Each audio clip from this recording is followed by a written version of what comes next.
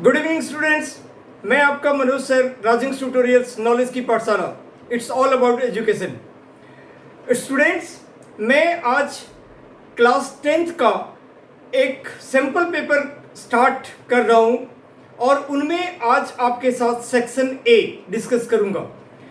आप लोगों की तैयारी ऑलमोस्ट परहैप्स कंप्लीट हो चुका होगा और कई बार रिवीजन स्टार्ट कर दिया होगा आप लोगों ने, क्योंकि ऑलरेडी प्री बोर्ड हो चुके हैं, 1-2 प्री बोर्ड फिनिश हो चुके हैं। सो सिलेबस फिनिश होगा।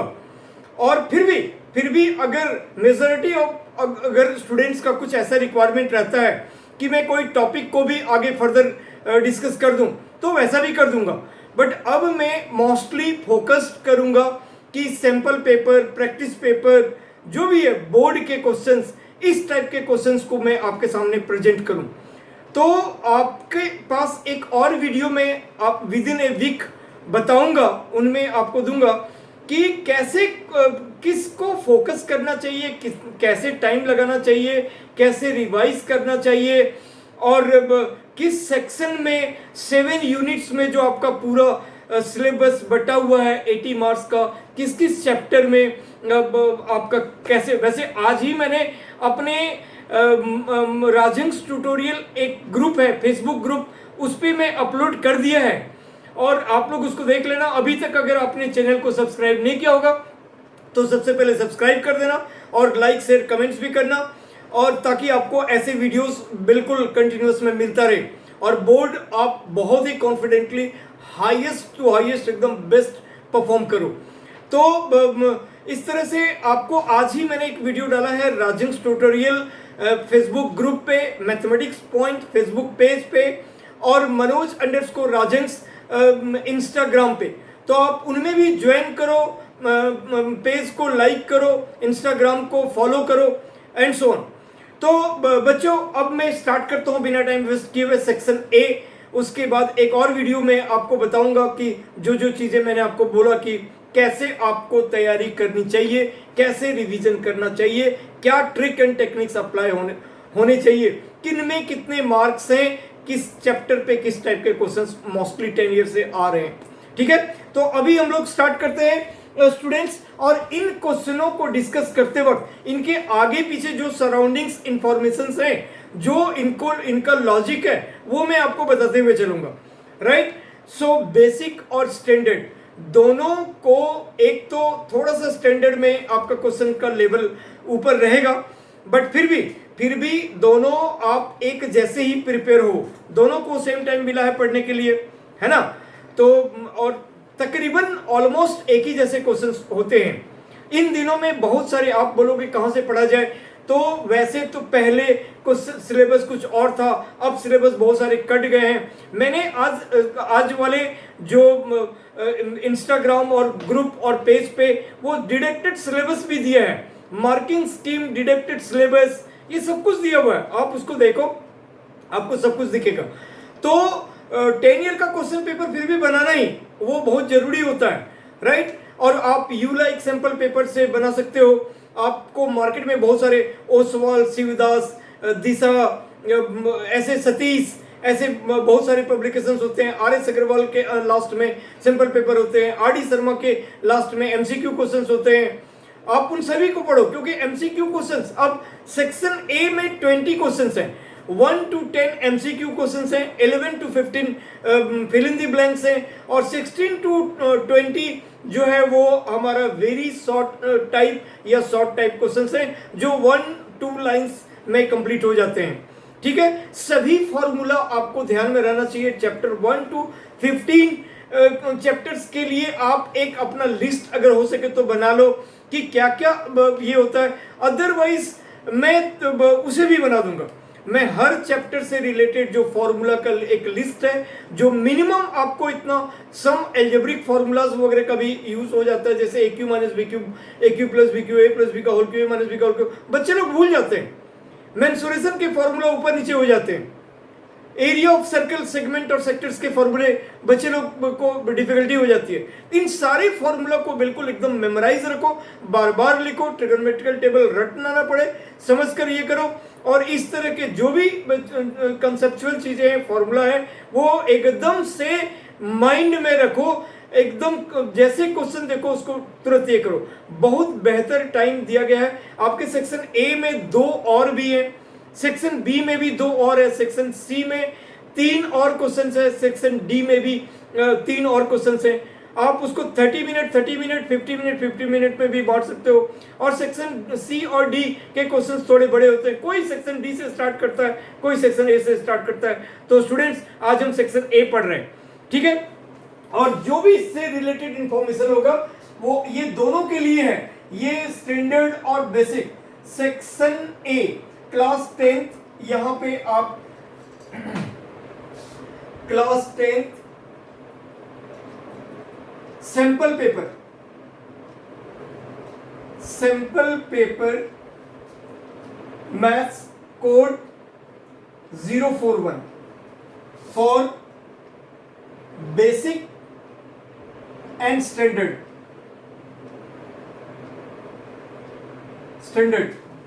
बोथ, दोनों के लिए है ये।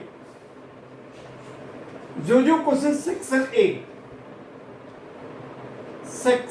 ए, अब मैं स्टार्ट करता हूं कि सबसे पहले एक क्वेश्चन है HCF ऑफ 144 एंड 198।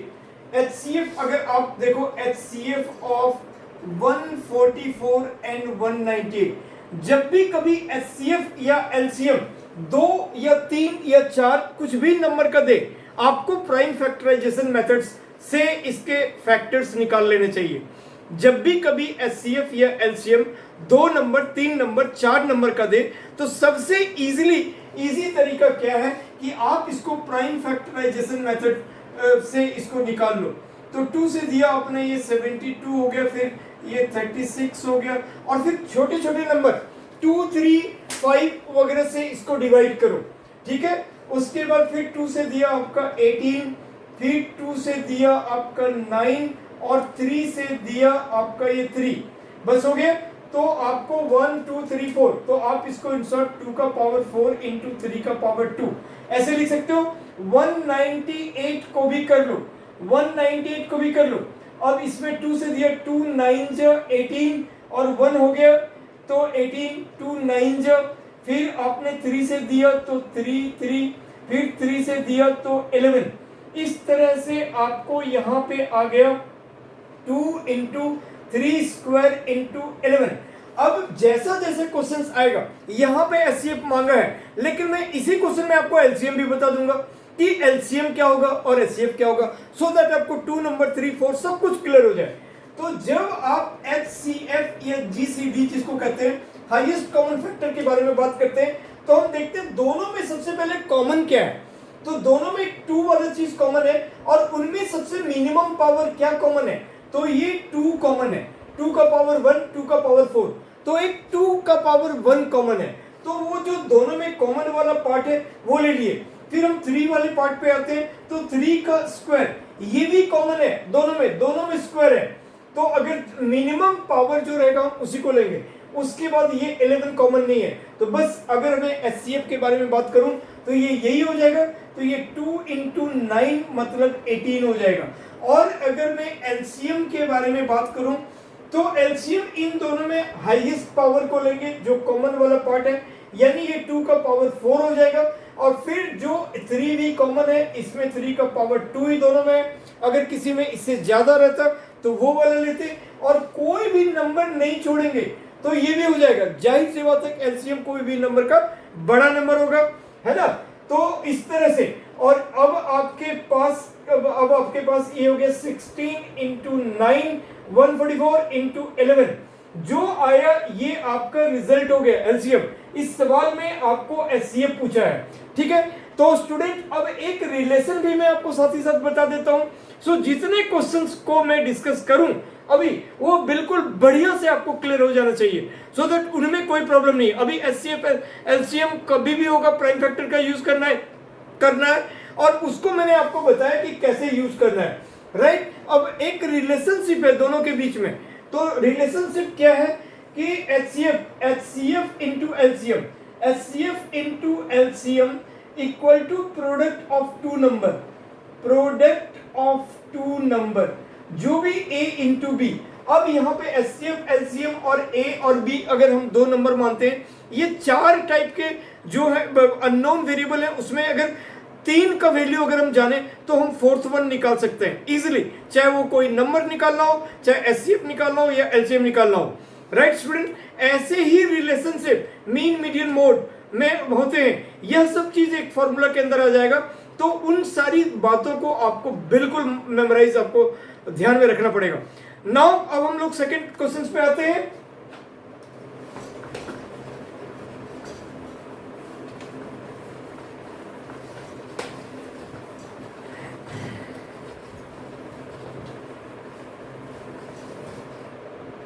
अब हम लोग क्वेश्चन नंबर 2 पे आते हैं।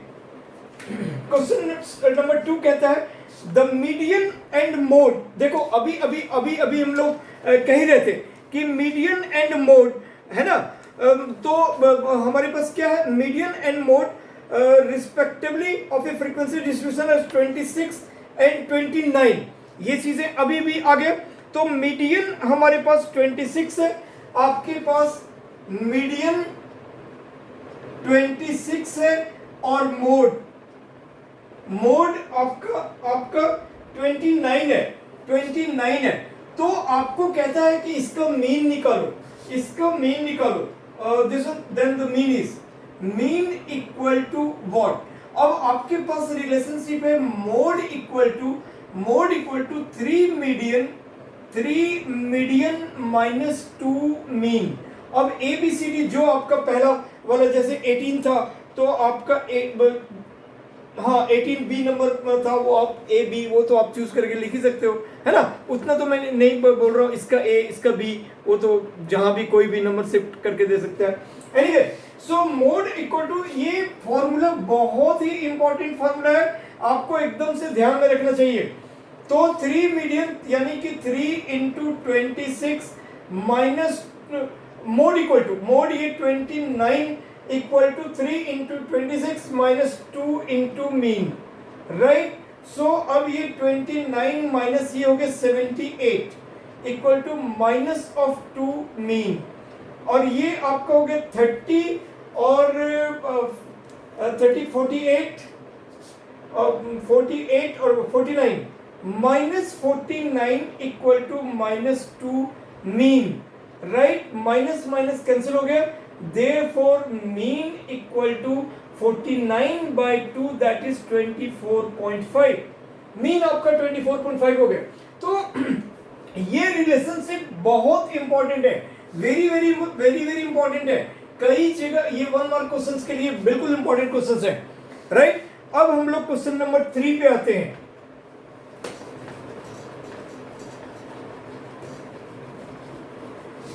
सारे टॉपिक्स आपको रिवाइज होंगे और ये बिल्कुल ध्यान से देखना है इसको, हर टॉपिक के क्वेश्चन मिक्स होंगे इसमें। अब आपको कहता है इन फिगर दिस वन, एक फिगर है तो हम पहले उस फिगर को बना लेते हैं। एक सर्कल है, एक सर्कल है, उसका यहां पे सेंटर है और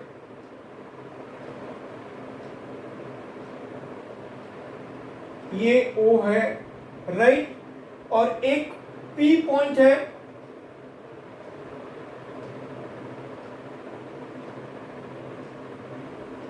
यहां से एक टेंजेंट,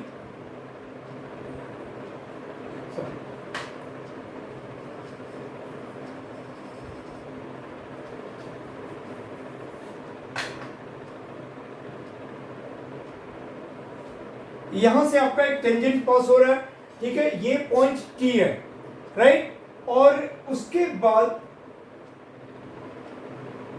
हाँ ऐसे ऐसे गिवन है, ठीक है। तो अब क्वेश्चन कहता है कि on a circle of radius 7 centimetre, radius आपका 7 सेंटीमीटर दिया हुआ है, रेडियस आपका 7 सेंटीमीटर दिया हुआ है, यानी कि ये पॉइंट R है, आपका OR दिया हुआ है 7 सेंटीमीटर, रेडियस ये भी 7 सेंटीमीटर हो गया। Fine, so in a circle radius 7 centimetre, tangent PT is drawn from the point P, tangent ये आपका टेंजेंट है जो सर्कल के एक पॉइंट से होकर पास करता है। अब टेंजेंट है तो मैं आपको बता दूं कि एक सर्कल पे इनफाइनाइट नंबर ऑफ टेंजेंट हम ड्रॉ कर सकते हैं, है ना, वो भी आपके फिल इन द ब्लैंक्स के लिए इंपॉर्टेंट है। तो एक पॉइंट से एक टेंजेंट ड्रॉ हो रहा है और PT इक्वल टू 24 सेंटीमीटर, यहाँ पे आपके पास PT इक्वल टू 24 सेंटीमीटर ये गिवन है और कहता है if O is the center of the circle then the length of PR, ये PR का लेंथ क्या होगा, बहुत ही इंपॉर्टेंट है। सर्कल का बेसिक क्वेश्चन है ये। सर्कल का सबसे शुरू में बेसिक आपको ये करना है, एनसीईआरटी के आपको सारे थ्योरम, सारे एग्जांपल्स, सारे एक्सरसाइज का क्वेश्चन और एग्जाम्पलर, इतना तो पढ़ना ही पढ़ना है, इतना तो बहुत ही मस्ट है अच्छा मार्क्स लाने के लिए। इससे ज्यादा जो आप करोगे बहुत बेटर है, इतना तो करना ही करना है। अब आप देखो, आपको मालूम होगा कि जब सेंटर से कोई भी अगर हम लाइन टेंजेंट पे ड्रॉ करते हैं तो वो 90 डिग्री होता है। उतना आपको, चूंकि 1 मार्कर है, अगर 2 मार्कर रहता तो हम ये सब स्टेटमेंट लिखते कि क्या रीजन है ना। हम यहाँ पे सीधे तौर पर कहेंगे कि अगर हम सेंटर से टेंजेंट पे कोई लाइन ड्रॉ करेंगे तो वो 90 डिग्री होगा, और जब ये 90 डिग्री होगा तो उसके सामने वाला चीजें OP हमारा हाइपोटेन्यूज हो गया, तो therefore OP is the hypotenuse. अब आप बाय यूजिंग पाइथागोरस थ्योरम, आपको मैं ये सब लिख दे रहा हूं, इतना आपको लिखने का नीड भी नहीं है और आपको करके दिखलाने की जरूरत नहीं है। अगर कर देते हो तो ज्यादा अच्छा इंप्रेशन पड़ेगा। तो बाय यूजिंग पाइथागोरस थ्योरम,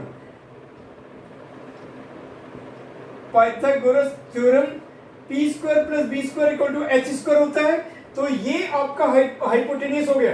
अब आप कह सकते हो कि PT square plus OT square, PT equal to OP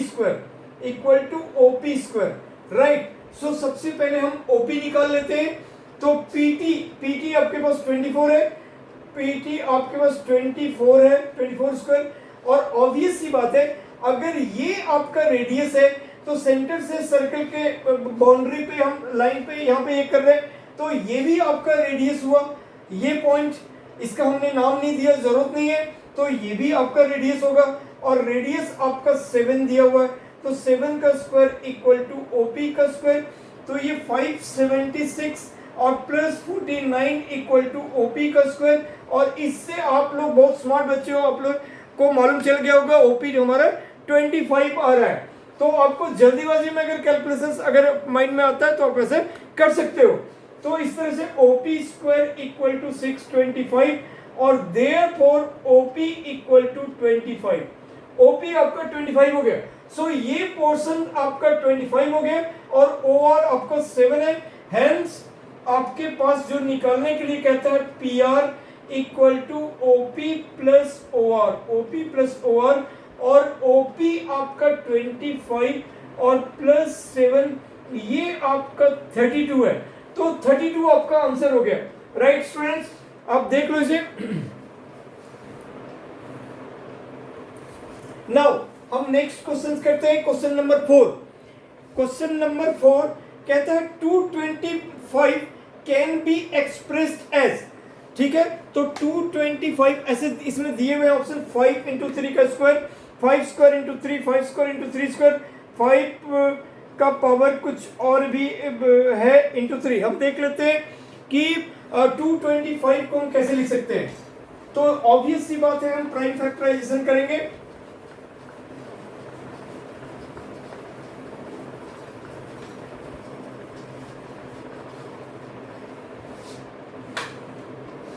question number 4, 225 को आप 5 से दे दो, 5 4 से 22 हो गए, 25 5 5।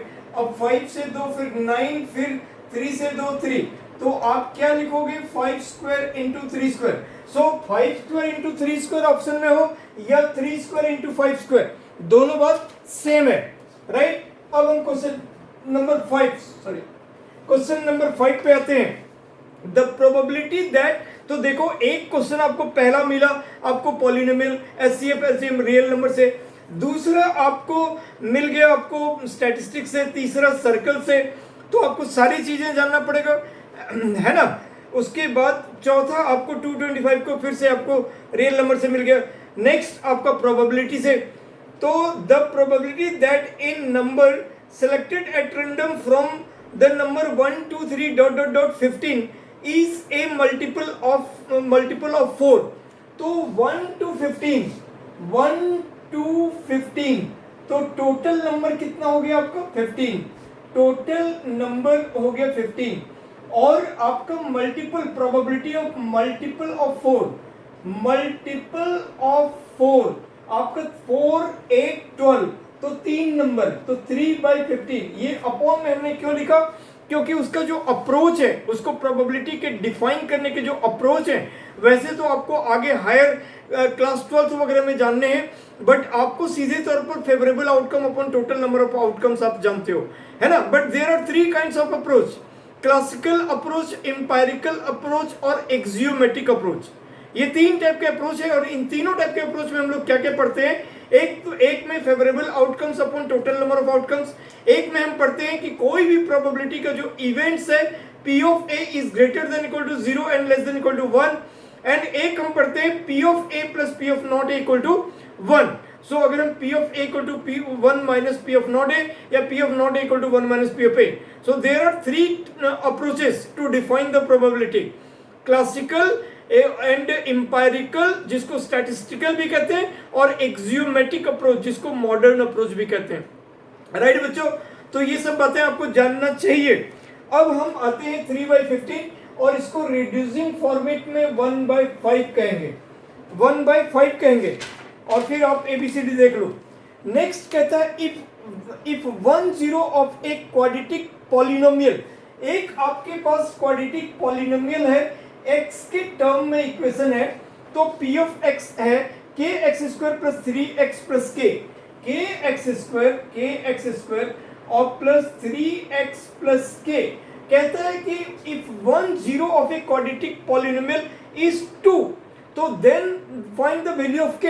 तो अब x का एक रिजल्ट 2 है, तो आप यहाँ पे जब डालोगे तो k × 2² प्लस 3 × 2 और प्लस k, तो ये हो गया 4k प्लस 6 प्लस k, यानी कि 5k प्लस 6।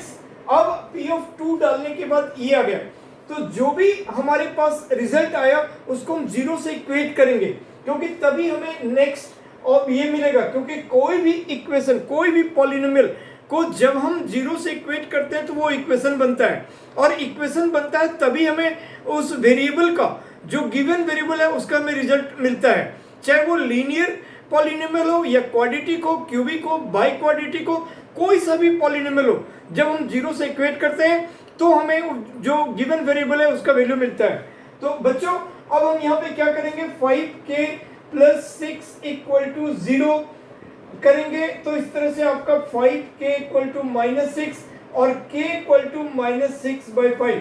जो आपके रिजल्ट हैं उनको अगर आप ऐसे बॉर्डर लाइन से घेर दोगे तो ये और बेटर। यहाँ तो खैर आपको ABCD में आंसर देने, यहाँ पे तो मतलब नहीं है, बट जो आपके बनाने वाले क्वेश्चन हैं उन क्वेश्चनों में भी फाइनल आंसर को अगर आप ऐसे दे दोगे तो एग्जामिनर का बिल्कुल वहां पे ही ध्यान जाता है, और सबसे पहले वो देखते हैं कि बच्चा का आंसर क्या है, आंसर मैच किया है ना, और अगर करता है, नहीं करता है, तब फिर वो सिस्टम थोड़ा प्रोसेस करता भी है, तब भी हल्का फुल्का ऊपर से देख लेते हैं कि ठीक है। उनके पास भी बड़ा ही आपको सब पता होगा कि एक एक वर्ड बाय वर्ड उतना चेक करने का उतना टाइम नहीं रहता। MCQ में तो आप डायरेक्टली भी आंसर ये कर सकते हो, फाइन। सो हमें फाइनल रिजल्ट को ऐसे कर देने से अच्छा रहता है।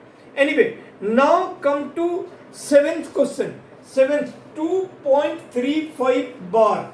अब हम 7th क्वेश्चन पे आते हैं।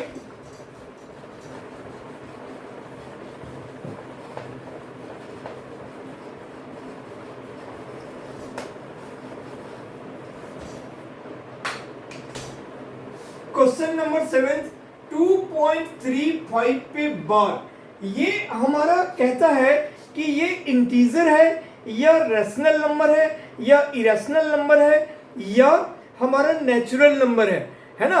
हम लोग चूंकि ये 1 मार्क का है उतना बनाने का जरूरत नहीं है, अदरवाइज हम लोग 100 से मल्टीप्लाई करते हैं और ये एक रैशनल नंबर है क्योंकि वो एक नॉन टर्मिनेटिंग डेसिमल है। तो since it is a non terminating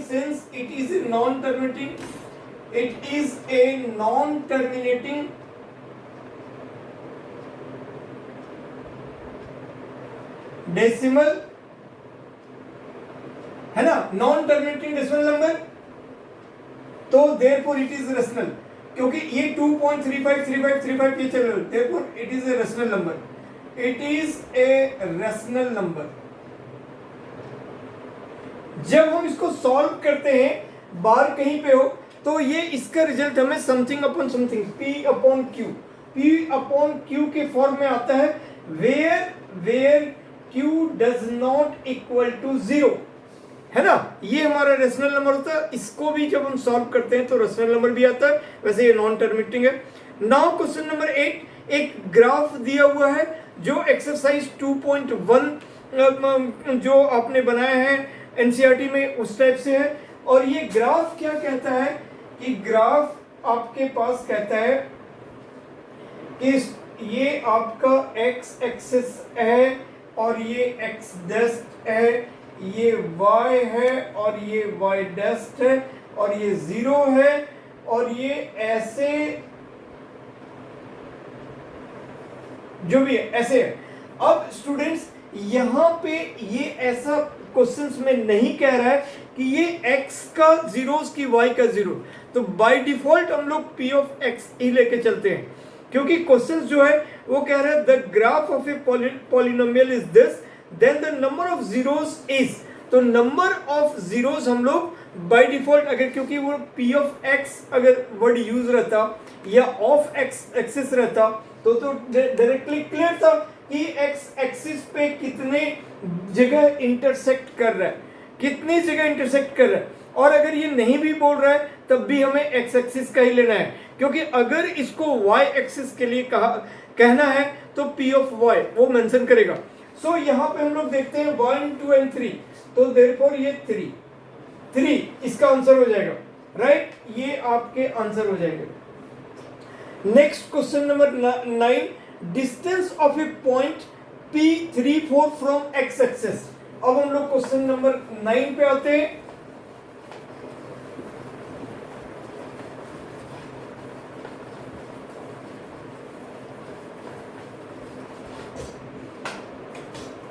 question number 9 और एक पॉइंट है डिस्टेंस फ्रॉम एक पॉइंट है P34 फ्रॉम x एक्सिस। चलो कोई सोच नहीं, देखो आप एक रफली ड्रॉ कर लिया हमने, ये 0 है, ये 1 2 3 4 5 वगैरह वगैरह, ये आपका भी x हो गया, ये x डस्ट इधर -1 -2, ये आपका y है और ये आपका y डस्ट है, इधर भी 1 2 3 4 और भी आगे जो भी है 1 2 3 4, यहाँ पे आपका -1 -2 -3 एंड सो। अब आपके पास एक पॉइंट है P जो है जिसका कि कोऑर्डिनेट 3,4, तो पहला x को इंडिकेट करता है, दूसरा y को, यानी कि आपका ये पॉइंट यहाँ पे हो गया।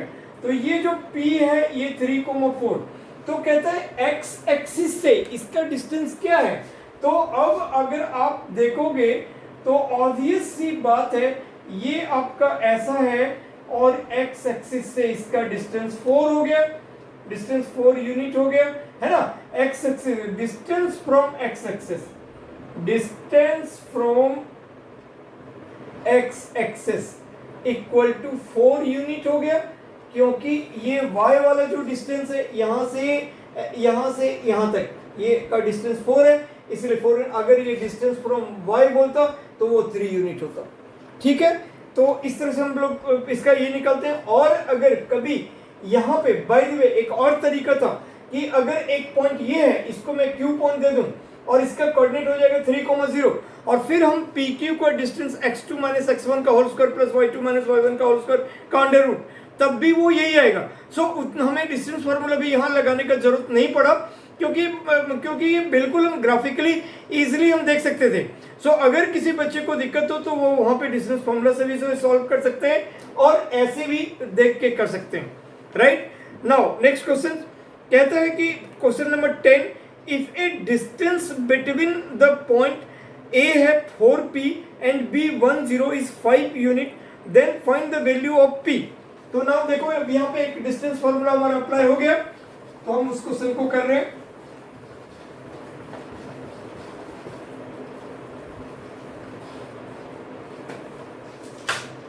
नाउ क्वेश्चन नंबर 10 क्या कहता है कि if the distance between A point A आपका एक लाइन आप ड्रॉ कर लो, ये आप ए पॉइंट दे दो, इसको बी दे दो, और ए का कोऑर्डिनेट है आपके पास 4, p और b का कोऑर्डिनेट है 1,0 और आपको AP का डिस्टेंस 5 यूनिट दिया हुआ है। ये आपको 5 दिया हुआ है, जो भी आपको दिया हुआ है 5 सेंटीमीटर वगैरह जो कुछ भी, बस 5 यूनिट हम कहते हैं। तो इज 5 यूनिट, तो देन अब AB को आप कह सकते हो x2 माइनस, आपको अगर फॉर्मूला चाहिए तो एक बार आप देख लो, x2 माइनस x1 का square plus y2 minus y1 का होल स्क्वायर का अंडर रूट। तो x2 माइनस x1 यानी 1 माइनस 4 का होल स्क्वायर और प्लस 0 माइनस p का होल स्क्वायर का अंडर रूट। अब ये हो गया माइनस 3 का होल स्क्वायर और प्लस माइनस p का होल स्क्वायर का अंडर रूट, और ये डिस्टेंस आपका 5 दिया हुआ है। सो ये आपका 5 इक्वल टू हो गया 9 plus p square minus p का अंडर रूट। अब स्क्वायरिंग बोथ द साइड, तो इस तरह आप बोथ द साइड, अगर आप कहीं भी तो प्लीज तुक्का मत लगाना कहीं पे। तुक्का में आपको 25% की प्रोबेबिलिटी बनेगी सही होने का, वो बिल्कुल चांस की बात है ना। तो कोई भी स्टूडेंट, चाहे आपका बेसिक हो स्टैंडर्ड हो, प्लीज उसको रफ में कर लो, वहां पे कर लो, पढ़ लो पहले। अभी बहुत एनफ, इस बार 3 महीने आप लोग को एडिशनल टाइम मिल गया, पहले ऐसे कभी नहीं मिलता था, है ना, कोविड को लेकर। तो आपके पास बहुत टाइम है पढ़ने के, रिवाइज करने के, बिल्कुल सीरियसली। इस बार अगर आप अच्छा रिजल्ट नहीं करते हो तो फिर पेरेंट्स, टीचर्स आगे क्या होप करेंगे और आप जान लो, बिल्कुल बेइंतहा आपको अच्छा रिजल्ट करना है, क्योंकि आपको फिर 11th में सिलेबस एकदम से इनलार्ज होगा, 10th के बाद 11th का सिलेबस, और आपके पास थोड़े टाइम कम हो जाएंगे, क्योंकि फिर तो साइकिल तो वही रहेगा ना। साइकिल अब तो फिर आपको मई टू मई नहीं होगा, इमीडिएटली रिजल्ट पब्लिश होगा, तुरंत 11th का क्लासेस स्टार्ट हो जाएंगे आपके बोर्ड के तुरंत बाद ही। बोर्ड के पहले तो कोई क्वेश्चन ही नहीं बनता है। तो आप सोचो कि जून वगैरह की गर्मी की छुट्टी भी आपको नहीं मिलेगी और आपको क्लास स्टार्ट हो जाएगा, तो पर होगा तो वो फिर फरवरी मार्च में एग्जाम हो जाएगा। तो ये जो एडिशनल मंथ्स मिले 10th में, वो आपको सॉर्ट करेंगे 11th में, तो आपको प्रेशर रहेगा, आपको काफी फोर्सफुली पढ़ने की जरूरत होगी। तो आप क्यों ना इसमें बिल्कुल आप 80 में से एकदम टॉप क्लास का रिजल्ट करो, ताकि आपके पेरेंट्स, आपके टीचर्स, हम सब कुछ बहुत बहुत बहुत खुश हो जाएं सब लोग, है ना, कि बच्चों ने ऐसा रिजल्ट किया। कभी कभी आता है रिजल्ट तो कितना अच्छा लगता है, इसमें इतने नंबर स्टूडेंट ने, इस स्कूल के इतने स्टूडेंट ने 100 मार्क्स लाए, इतने स्टूडेंट ने 95 से ज्यादा, इतने स्टूडेंट ने 90 से ज्यादा लाना ही चाहिए, है ना। तो आप खुद, पेरेंट्स, टीचर्स, सब लोग को खुश करने का मौका है आपको। मैं भी चाहूंगा आप मुझे लिखोगे कि सर मैं आपका वीडियो देखा करता था और मुझे भी बड़ा फायदा हुआ और बिल्कुल बेस एकदम स्ट्रांग हो गया, और आपने हर छोटी छोटी बातें से लेकर बारीकी से लेकर हाई लेवल तक को पहले तो मेरा यही रहता है कि सब बच्चा को पूरा पूरा फायदा हो, जो टॉपिक में पढ़ाऊं आपको और एकदम बिल्कुल बेहतर तरीके से उसमें आपको डेप्थ बन जाए, प्रिपेयर हो जाओ, रेडी हो जाओ, कैसे भी क्वेश्चन कर पाओ, कहीं और जाने ढूंढने की जरूरत नहीं पड़े। यही सब ऑब्जेक्टिव रहता है। जब आप लिखोगे, कमेंट्स करोगे, बताओगे, वेरियस तरीके से आप लोग कंसल्ट करते हो तो भी मुझे कितना अच्छा लगेगा। मैं फिर से एक वीडियो बनाऊंगा कि मेरे बच्चों का कमेंट है कि बच्चों लोगों ने बहुत ही स्ट्रेंथ के साथ में एग्जाम दिया है और उम्मीद है कि ये सारे लोग अच्छे रिजल्ट करेंगे। तो है ना स्टूडेंट्स, तो बस एक कड़ी है एक दूसरे से जुड़ा हुआ, तो यही चीजें हैं। तो स्क्वायरिंग ऑफ द साइड्स, तो अब ये हो गया 25 equal to 9 plus P square, और ये फिर उधर चला गया तो 16 इक्वल टू पी स्क्वायर, और p equal to under root 16। और बहुत सारे बच्चे अगर इसमें एमसीक्यू में 4 दिया हुआ है और एक आंसर प्लस माइनस 4 दिया हुआ है तो आपको प्लस माइनस 4 देना है। अगर खाली 4 दिया हुआ है तब तो कोई बात नहीं है, आप उसको चूज करोगे, लेकिन अगर प्लस माइनस दिया हुआ है कि कोई भी चीज का रूट जो है तो ये p का वैल्यू आपको प्लस माइनस 4 होगा, है ना। तो इस तरह से चूंकि यहाँ पे कोऑर्डिनेट की बात है, तो यहाँ पे देखो आपका ऑप्शन भी एक है 4 ओनली, एक है -4 ओनली, एक है प्लस माइनस 4 और एक है 0। तो आपको plus minus 4 is the right answer. यहां पे डिस्टेंस नहीं कह रहा है, मैं ये आप ऐसा नहीं समझो कि सर डिस्टेंस -4 नहीं हो सकता है, ये डिस्टेंस नहीं है, ये कोऑर्डिनेट है, कोऑर्डिनेट तो हो सकता है, एरिया नहीं हो सकता, डिस्टेंस नहीं हो सकता। तो अगर कभी इसको निकालने की बात होती तो हम माइनस को नेग्लेक्ट कर देते, बट कोऑर्डिनेट है, हमें कंसीडर करना है, ठीक है। तो जल्दीबाजी में, एकदम से जल्दीबाजी में, और फिर बाहर में पश्चाताप करना पड़े कि अरे यार एक मार्क्स बड़ा मायने रखता है, चुप जाता है। अगर एक मार्क्स आपका जानता हुआ खराब हो जाए, या क्वेश्चन आप के प्रैक्टिस में कमी है, आप ना कहते हो अरे लास्ट में मेरे पास 10 मिनट 5 मिनट बचे, उसमें इतने क्वेश्चन थे, ये थे वो थे, क्यों थे? आपको तो 2.25 घंटे मतलब एनफ है, 2.5 घंटे में पेपर्स करना चाहिए। यही आप ये लेके चलो, साफ सुथरा एकदम नीट एंड क्लीन झकास, आपको 2.5 घंटे में पेपर करना चाहिए, और अधिक से अधिक 15 मिनट और लगा लो 2.25 घंटे में। सो 15 से 20 मिनट तो आपको रिवीजन, आपको एट ए ग्लांस देखना ही देखना चाहिए, किसका क्या, कोई जल्दीबाजी नहीं करने का, और बड़े इत्मीनान और आराम से पूरा पेपर को बैलेंस में सॉल्व करना है ना।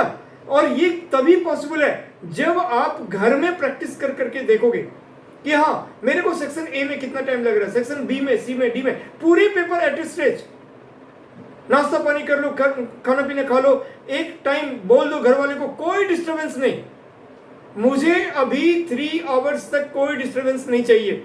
आप ऐसे टाइम चूज करो, बैठो और एकदम से फटाफट, कोई कैलकुलेटर नहीं अलाउड नहीं है आपको, आप यूज सब कुछ आपको कैलकुलेशन करना है। मेंटली अगर आप एबल हो राइट, और नहीं कर करो, लास्ट वाले पेज में रफ लिख दो और उसको फिर एंड बाद में कट कर देना, ठीक है। कोई होशियारी नहीं कि मैं कचर पचर किया हूं और जल्दीबाजी में कुछ ऐसे 2 और 3 एक ही टाइप का लिखा हूं और टीचर को बेवकूफ बनाया हूं, बिल्कुल नहीं। टीचर है, कंप्लीट रिस्पेक्ट। आप कितने स्टूडेंट को उन्होंने पढ़ाया है, आप अभी गए हो 10th में, अभी एग्जाम दे रहे हो, टीचर हर साल कितने बच्चों को निकाल रहे हैं, इसलिए टीचर के साथ में कोई होशियारी नहीं, एकदम परफेक्ट, ठीक है। तो इन बातों का ध्यान रखने की बात है। तो अब now p equal two plus minus 4। अब हम आते हैं क्वेश्चन नंबर 11। क्वेश्चन नंबर 11 कहता है फिल इन द ब्लैंक्स। मैंने आपको बताया था कि 10 क्वेश्चन एमसीक्यू होंगे, उसके बाद क्वेश्चन नंबर 11 आपका फिल इन द ब्लैंक्स होगा। मैं देखता हूं टाइम कितने हुए।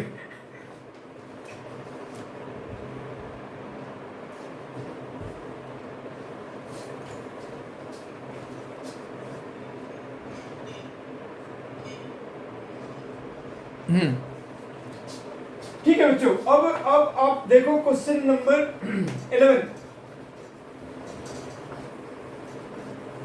हर क्वेश्चंस के आगे पीछे है ना, तो इसीलिए ये फिल इन द ब्लैंक्स है।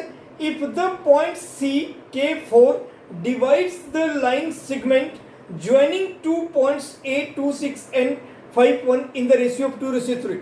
आपके सिलेबस में सिर्फ इंटरनल डिवीजन है, और इंटरनल डिवीजन के लिए मैंने आपको बताया हुआ है कि ये जैसे सपोज करो जो कुछ भी आपके पास ए और बी है, ए और बी है, राइट, और ये आपके पास x1 y1 है, x1 y1 और x2 y2, ऐसे सवालों को आपको बिल्कुल बनाना चाहिए, बनाकर ही आपको आंसर देना है।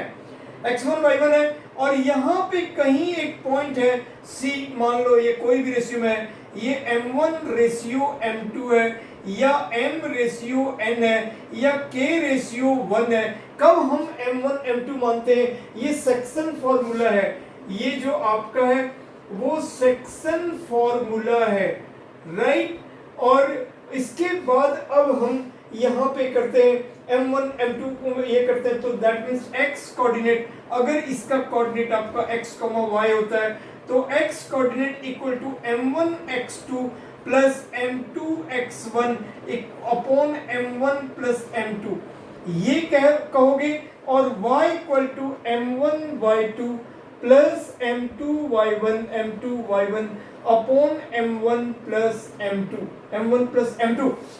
सो इसी को आप mx2 भी कह सकते हो, और plus nx1 upon m plus n, और इसको आप my2 प्लस ny1 और अपॉन m प्लस n, और इसी को आप kx2 plus x1 upon k plus 1, और अगर इसको आप ky2 plus y1 upon k plus 1, तो ये तीनों ही चीज हम लोग x और y कोऑर्डिनेट को निकालने के लिए ये यूज करते हैं। और अगर हमें कोऑर्डिनेट गिवन है तो रेशियो निकल जाता है, या वाइस वर्सा, रेशियो गिवन है तो कोऑर्डिनेट निकल जाता है। दोनों के लिए हम सेम फॉर्मूला अप्लाई करते हैं। और आपके सिलेबस में इंटरनल डिवीजन ही है, क्योंकि पॉइंट इंटरनली डिवाइड करता है। पॉइंट अगर बाहर से डिवाइड करेगा तो वो एक्सटर्नल डिवीजन है, वो क्लास 11th में है, जिनमें ये ऊपर और नीचे दोनों जगह माइनस हो जाता है, हर जगह। यहाँ पे जो दोनों न्यूमरेटर और डिनोमिनेटर में ऊपर नीचे हमारा बीच वाले साइन जो है वो माइनस हो जाता है एक्सटर्नल डिवीजन में। सो आपको इंटरनल सिर्फ पढ़ना है, राइट। तो इस कंडीशन में कब हम k/1 लेते हैं, आप रेशियो m1 m2 लो या mn लो, तो दोनों बात बराबर है।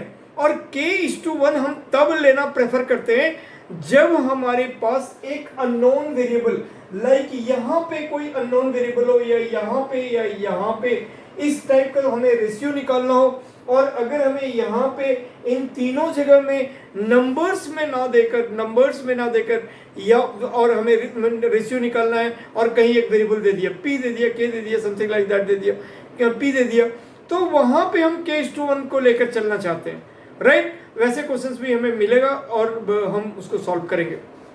और बच्चों मैं एक और बात बताता हूँ कि मैं कई चैप्टर्स का 10th का पहले भी वीडियो बना के राजेंद्र ट्यूटोरियल अपने इस चैनल, आप लोग के इस चैनल पे डाला हुआ हूँ।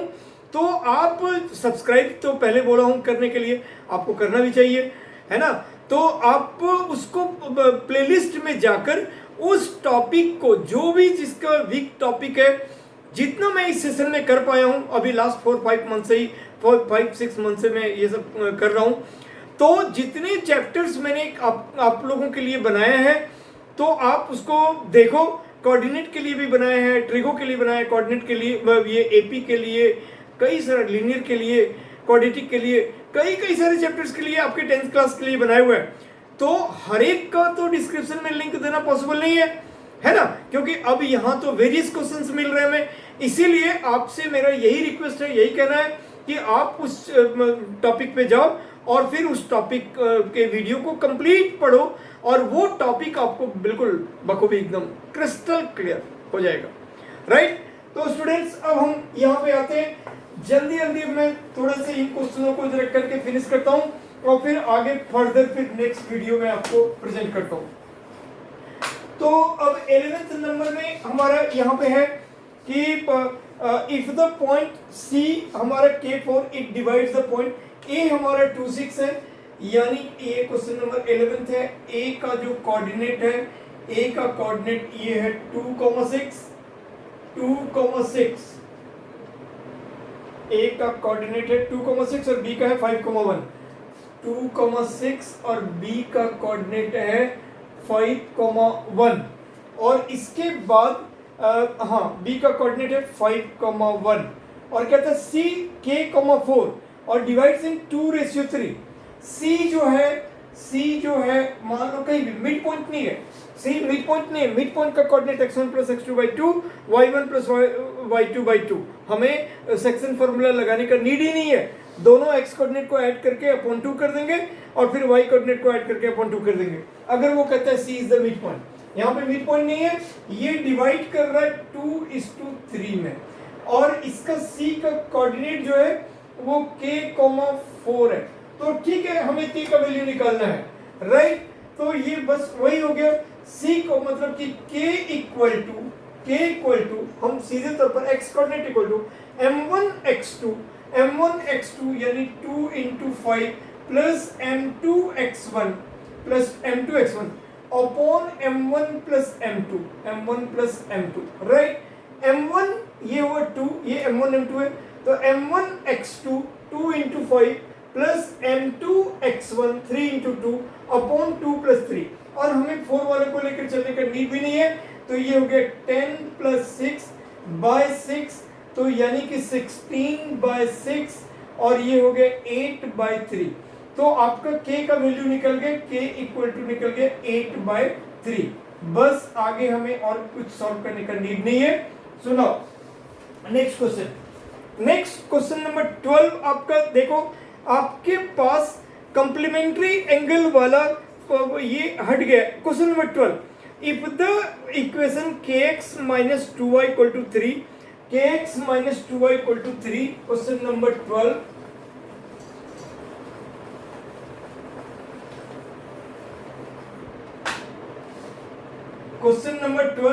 kx - 2y = 3 and 3x + y = 5।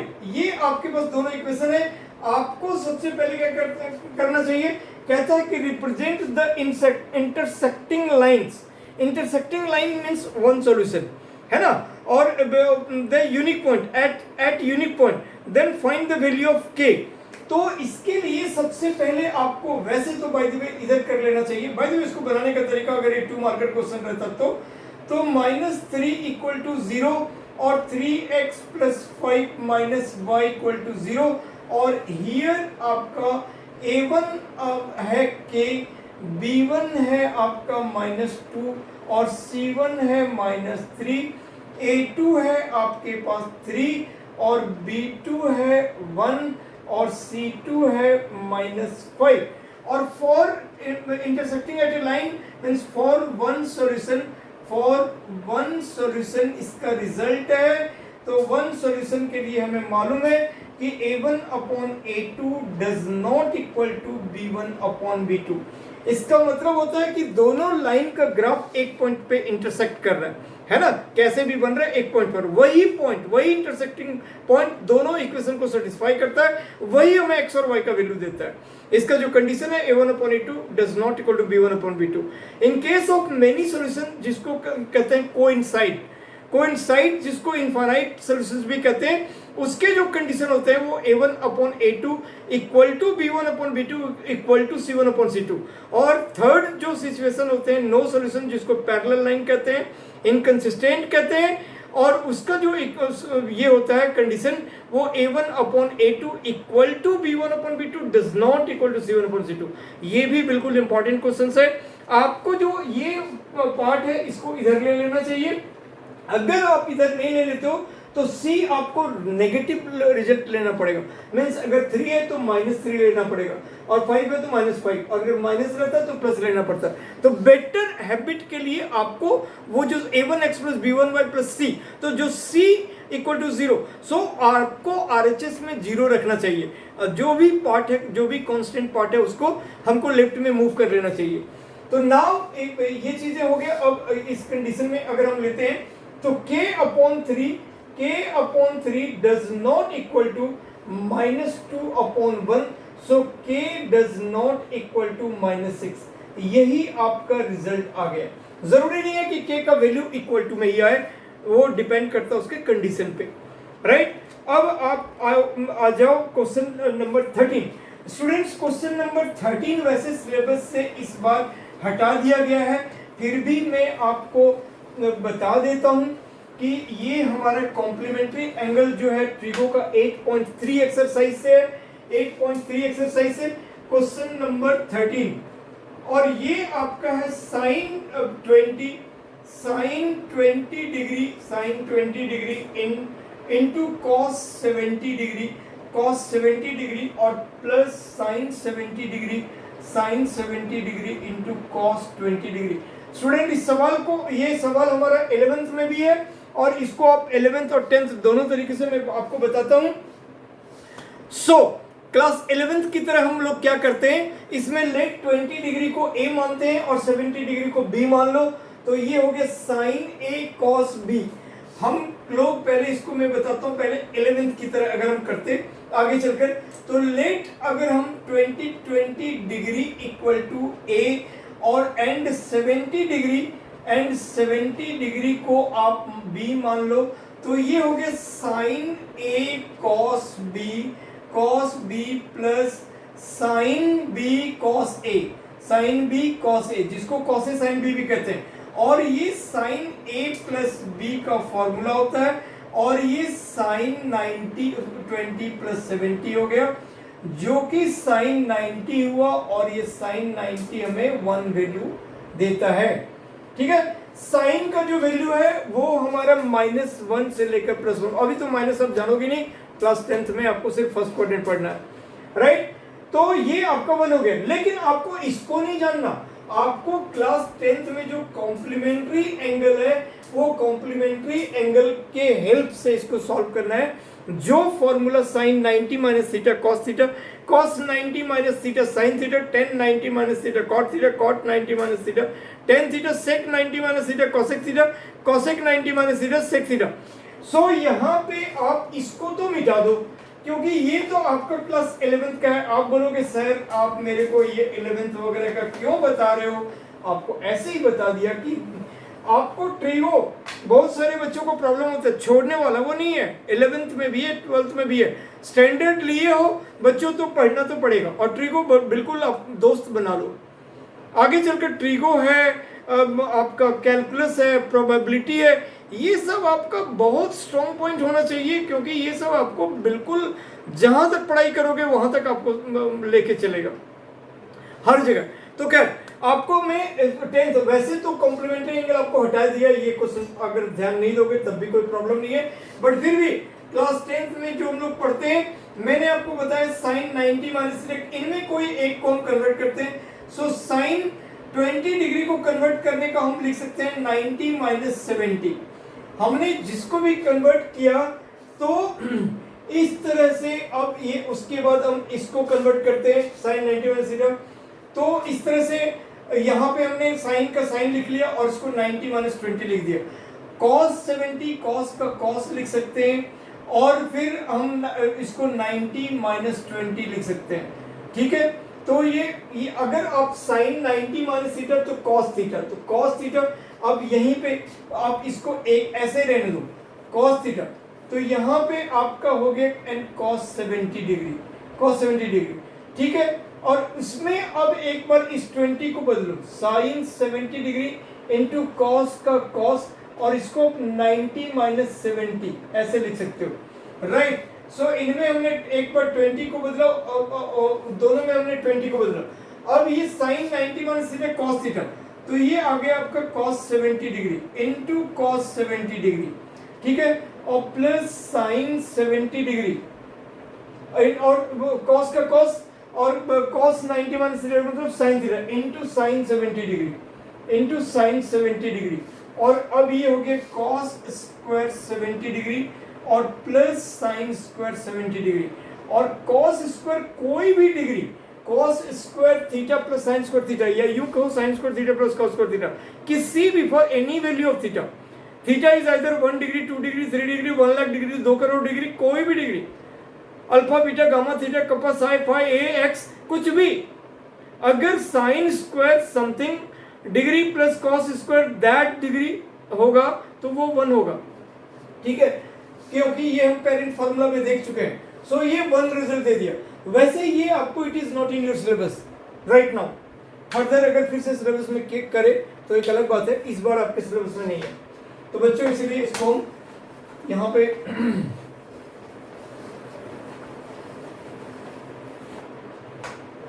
Next question number 14 कहता है 10a plus B 10a plus B equal to √3। अब क्वेश्चन नंबर 14 कहता है 10a plus B 10a plus B equal to √3 and 10a minus B 10a minus B equal to 1/√3 और a greater than B, a greater than B, find the value of a and b। तो अब आप क्या कर सकते हो कि 10a plus B equal to √3, आपका 1060 डिग्री वैल्यू एकदम टनाटन माइंड में होना चाहिए। वैल्यू आप बकाने लगोगे कि अब क्या इसका √3 10 में कहाँ पे है, दैट डोंट, मतलब कि ये बिल्कुल गलत बात हो जाएगा।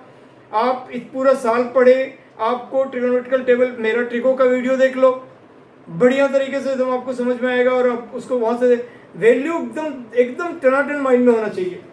सो a plus B equal to 60 degree हो गया, ये रिलेशन 1 हो गया। अब आप यहाँ पे देखोगे कि 10a minus B equal to 1030 degree, 1030 degree, क्योंकि 1030 का ये है इसलिए a minus B equal to 30 degree. ये आप इक्वेशन 2 फ्रॉम 1 एंड 2 आप दोनों को साइमल्टेनियसली लेके चलो, a plus B equal to 60 degree और a minus B equal to 30 degree, और ये दोनों कट गए, 2a equal to 90 degree, 90 degree, a equal to 45 degree, और जब a 45 हो जाएगा तो b आपका 15 हो जाएगा, है ना, 45 plus 15। So a greater then b भी आ गया, ये हो गया।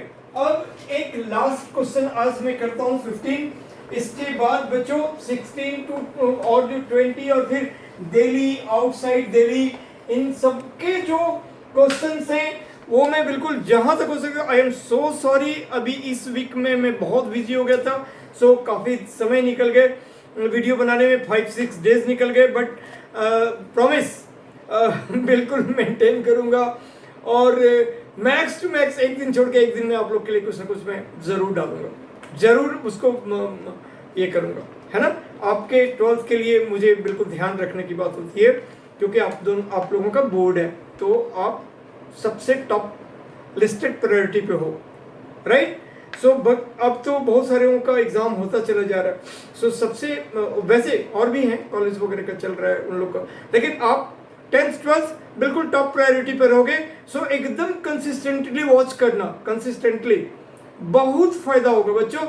जो पूरे साल भर आप समझो, हम लोग बच्चों को जो रेडी करते हैं, कैसे ठोक बजा के एकदम परफेक्ट तरीके से रेडी करते हैं, इसी तरह से आप एकदम सब्सक्राइब तो अभी के अभी जैसे स्टार्ट करोगे दिखेगा वैसे कर लो, लाइक करो, कमेंट्स अगर अच्छा लगता है कमेंट्स भी करो, सब्सक्राइब तो करो ही करो, लाइक कमेंट्स करो, अपने और भी दोस्त वगैरह हैं जो भी उनको शेयर करो, ये सब, और एकदम वॉच करो कि सर का कौन सा, और जो जो चैप्टर वीक हो उन चैप्टरों को देखो, मैंने वीडियो बनाए हुए हैं तो प्लेलिस्ट पे देखो और उसको फुल वीडियो वॉच करो, फुल पढ़ाई करो, एकदम वो चैप्टर रेडी हो जाएगा, ठीक है।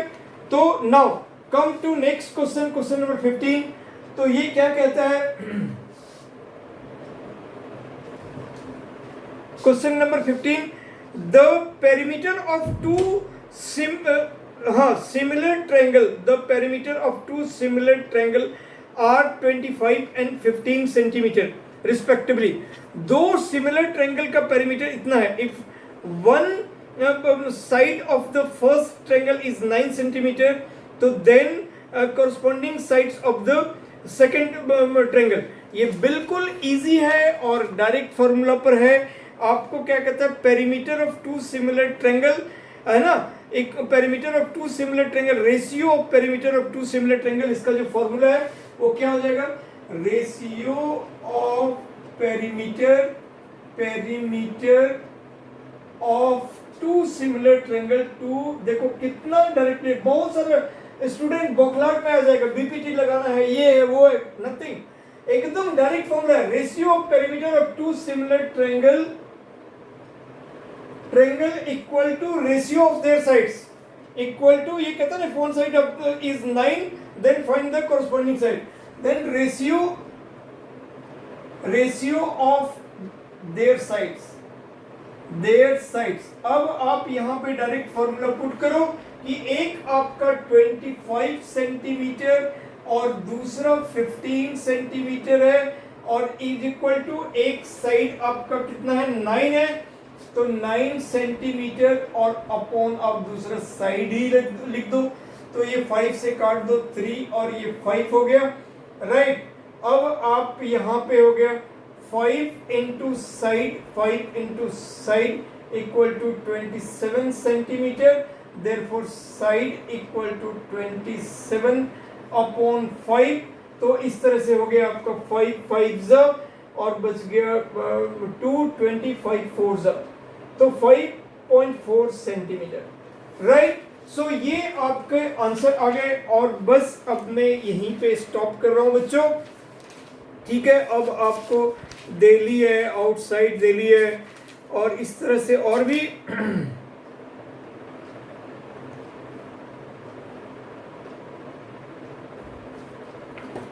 ठीक है। तो स्टूडेंट्स बस मैं 15 नंबर तक ये किया, बहुत सारे सारी ऊपर नीचे बातें बताना होता है ना, तो इस हिसाब से टाइम तो लगना है शुरू में।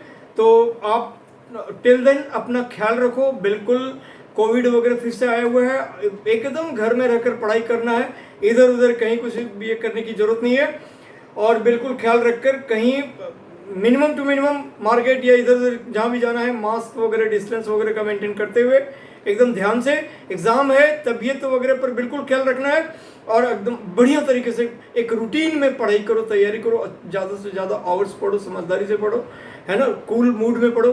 कोई दिक्कत हो, मैथ्स मैं हूँ आपका, इसमें कोई प्रॉब्लम नहीं है। तो ठीक है, till then take care, love you all, thank you so much. मैं जल्दी आपसे मिलूंगा फिर, बाय।